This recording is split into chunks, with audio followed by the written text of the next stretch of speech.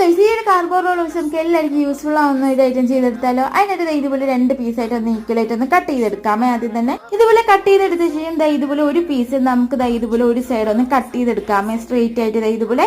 മറ്റു പീസ് നമുക്ക് ഈക്വലായിട്ട് 2 പീസായിട്ട് ഒന്ന് കട്ട് ചെയ്തെടുക്കണം, ഹാഫ് ആയിട്ട്.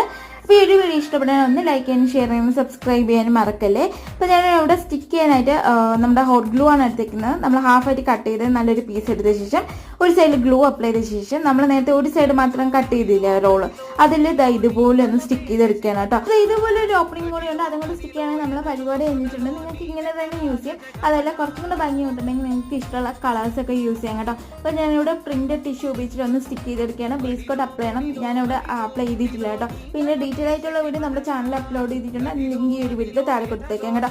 നമ്മളിതിനൊരു മൊബൈൽ ഹോൾഡറാണ് ചെയ്തേക്കുന്നത്. അപ്പോൾ എൻ്റെ ഫൈനലൊക്കെ ഇഷ്ടപ്പെടുന്നെങ്കിൽ ഒന്ന് ലൈക്ക് ചെയ്യാനും ഷെയർ ചെയ്യാനും സബ്സ്ക്രൈബ് ചെയ്യാനും മറക്കല്ലേ.